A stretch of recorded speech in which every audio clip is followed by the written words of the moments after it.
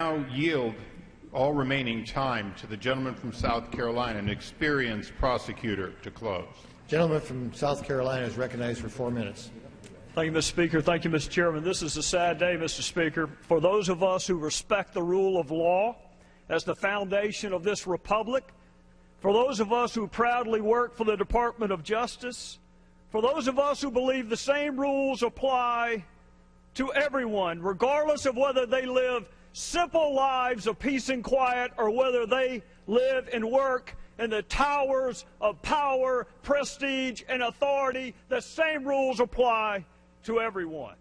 It is the greatness of this country, Mr. Speaker. It is the greatness, the elegance, the simplicity of a woman who is blindfolded, holding nothing but a set of scales and a sword. The chief law enforcement official for this country is on the eve of being held in contempt of Congress because he refuses to follow the law. He refuses to allow Congress to find the truth, the whole truth. For those of you who want a negotiation, a compromise, an extraordinary accommodation, to use the Attorney General's words, for those of you who want a plea bargain, my question to you is simply this: will you settle for 75% of the truth? Is 50% of the truth enough for you? Is a third? Or do you want it all? Because if you want all the truth, then you want all the documents. If you've ever sat down, Mr. Speaker, with the parents who have lost a child, who has been murdered, and some of my colleagues on both sides of the aisle have been there, it is a humbling, emotional, life-altering experience. All they want is the truth.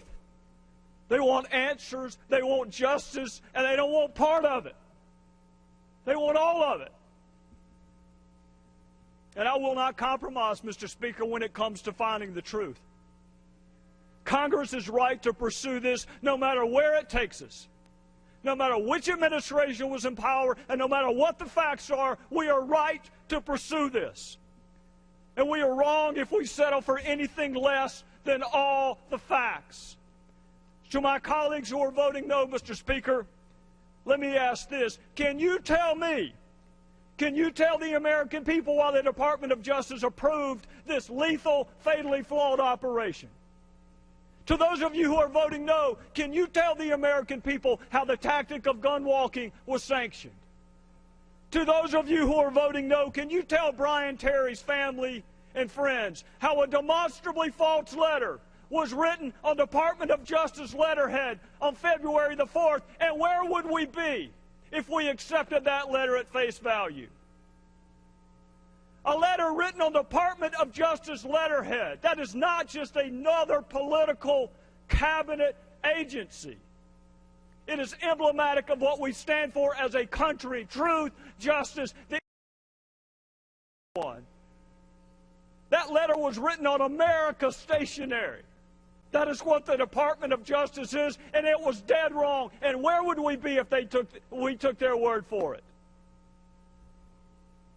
Our fellow citizens have a right to know the truth, and we have an obligation to fight for it, Mr. Speaker. The politics be damned. We have a right to fight for it. I wish the Attorney General would give us the documents. I would rather have the documents than have this vote on contempt of Congress. But we cannot force him to do the right thing, and that does not relieve us of the responsibility for us to do the right thing. Even if the heavens may fall, Mr. Speaker, I want the truth. I want all of it. We should never settle for less than all of it, and we have to start today. Time.